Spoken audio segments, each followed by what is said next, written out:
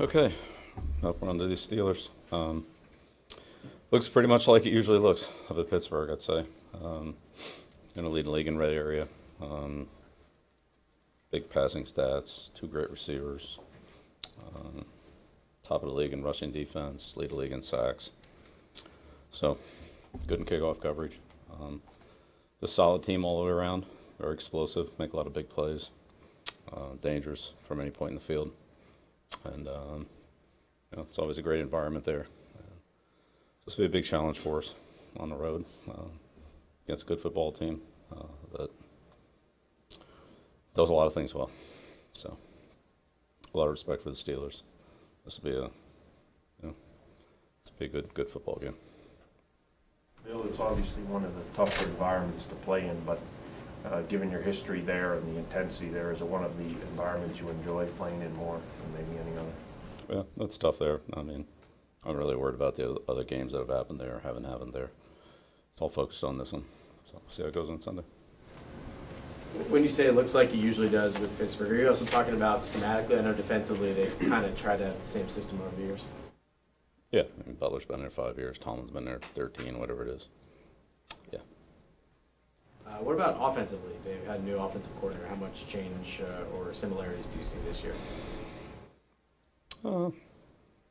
That's pretty similar. I mean, he's been there. Randy's been there for like 11 years, 9 as a quarterback coach. So, I think he and Roethlisberger obviously have a good feel for each other, and certainly the passing game. They're very, very proficient. Between their two starting receivers and their two tight ends, it seems like a pick your poison type of offense. Backs too. Yep. Washington, Switzer, they got a lot of weapons. With the back situation, is Samuel used a little bit differently, or has he been able to kind of carry the same kind of responsibilities as Connor has this year? Yeah, he's in there on every down. Yeah, he's been an every down player for him. Is he, remember, I think during the pre-draft process, he was at the combine, he was listed as a tight end. Do you know why that was? Is he just a capable receiver, and that's... Played a lot of different positions at NC State. They've used him as a slot receiver, tight end, running back, a little bit fullback. So he did a lot of different things. Very athletic guy, good in the passing game, good with the ball in his hands. He was a guy they tried to get the ball to, and they put in a lot of different spots. Anything similar in terms of moving him around, or is he pretty much just... It's basically played running back for him. I mean, they go empty, so he's out attached in some empty formations, but most of it's 11 personnel, and they use their backs the way they use them, the way they used Bell, Connor, split out some, mostly in the backfield. Which is Smith-Schuster, just adding to their offense. Seems like they've always had a pretty good passing game for that. And he's a dynamic player, tremendous player. Great with the ball in his hands, great hands, makes some spectacular catches. Hard to tackle. So he's very good. So one of the biggest challenges in terms of secondary coverage, because Yeah. around Smith-Schuster. You're not going to get anybody better than these two guys, plus the quarterback. And they got a lot of other guys too, but I mean, these two receivers are, elite.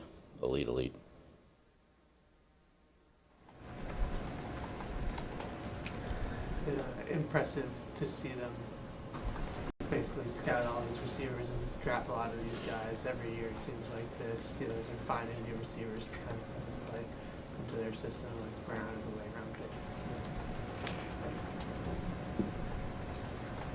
And these two guys are really good. I mean, I don't care where they're taken, they're good.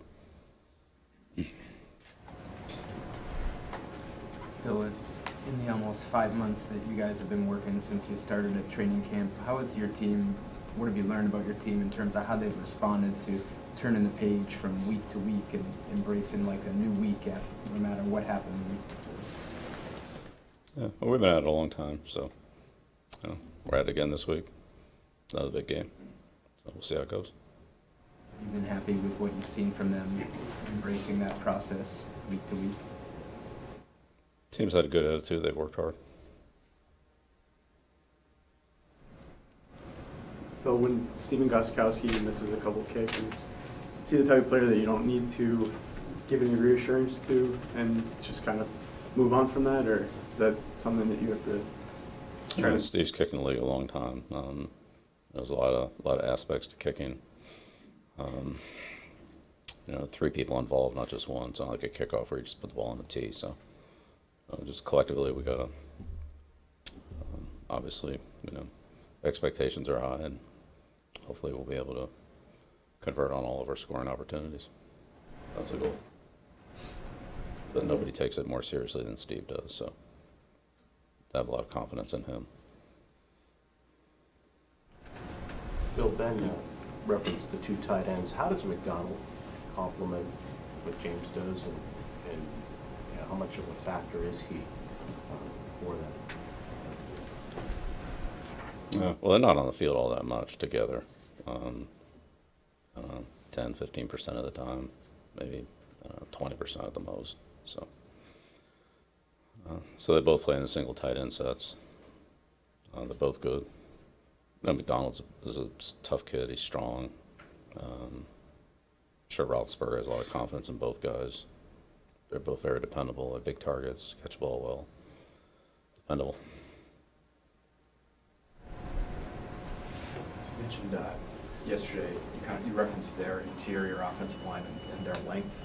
It seems like maybe they have unusual size in there. What's the best way to try to combat that? Do you try to use longer players yourselves in there against those guys, or is it technique? Yeah, well, again, we've played against long players before. I think the question was about the entire group, and I would say that's kind of just as a group, probably have as much as anybody.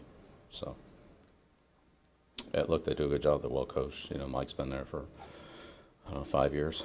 You know, it's been really the same line all 3 years, the last 3 years, including Gilbert, the right tackle. I mean, I don't know if he's in or out this week, but I mean, he's obviously their right tackle, so he's there. It's been a pretty consistent group. They work well together. They handle things, movement, games, different looks. You know, it's a solid group. Bill, is there, maybe not, but is there anything you tell your team when you're facing the Steelers that lost 3 straight games in heartbreaking fashion? Is there anything you tell your team special, how you handle a team when you're facing that? Because confidence might be a little down, you know. Is there anything? Whose confidence? What? Whose confidence? Steelers. I mean, So, count on that. I think if you guys are around competitive guys, you wouldn't see that. So I don't really see that. I don't give that any credibility at all. You know, competitive people compete. That's what they do. And certainly that's what the Steelers are. So, sure, we'll get their best. I think they'll get our best. We'll see what happens. How frustrating can it be to play against Roethlisberger with his ability to kind of extend plays with his strength and his footwork? Yeah, he's as good as anybody at that. He's strong. He can stand in the pocket, stiff arms defenders, throws the ball. He's got great length himself to be able to see over practically everything. He's got a tremendous arm, can deliver with no wind up or step into the throw, or you can just flat foot it and, you know, fire it 50, 60 yards downfield. So he's got great poise, great patience. He knows how long he can wait, and usually a lot of times he waits right till the bitter end, and then delivers the ball a lot of times, like on a 97-yard touchdown pass to Smith-Schuster. You know, he held it right to the last second, got nailed just as he released the ball, and, you know, it's a 97-yard touchdown pass. So, you know, that's the kind of thing he does. He hangs in there to the last second and makes those throws, and he's tough. He's really tough. I have a ton of respect for him. The veteran defensive backs on this team said that J.C. Jackson doesn't let them get too big for him. Did you notice that kind of fearlessness from him? He's pretty competitive. You know, competitive every day, whatever the situation is. So works hard, competes well.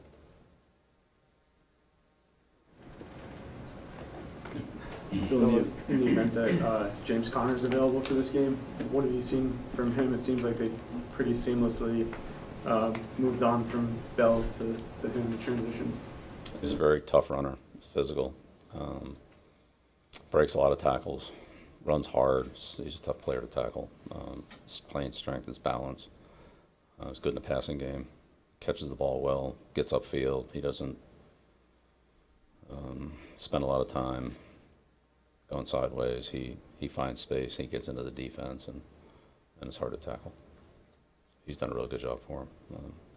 It's good vision. He's excellent runner with good power, good hands. He's had a very productive year. Final question. Like you said, played slot cornerback, I slot receiver. I think he also was a goal line back for great job at NC State.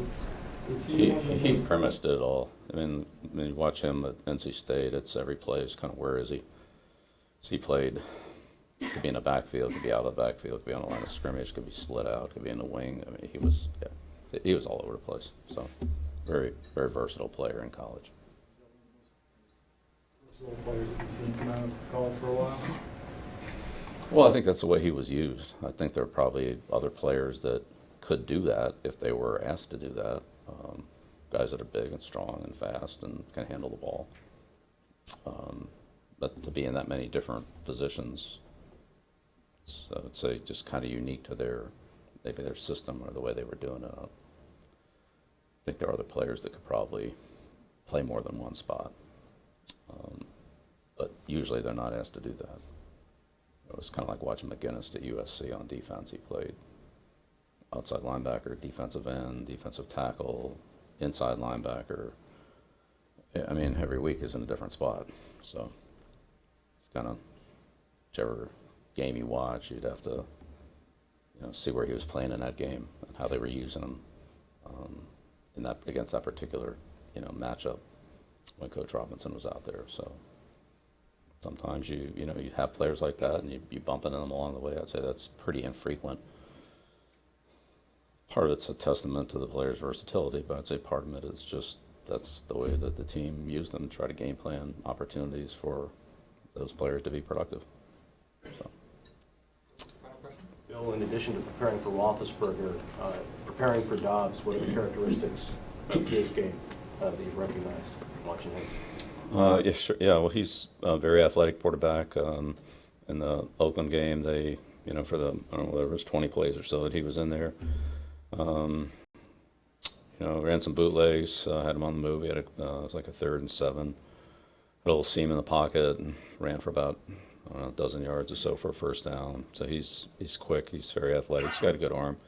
Thought he threw the ball well in college. Was a very productive player in college in the passing game. So I don't think he's just a running quarterback by any means. But I mean, there's only one Ben Roethlisberger. I mean, he has it's a much different style than Ben, but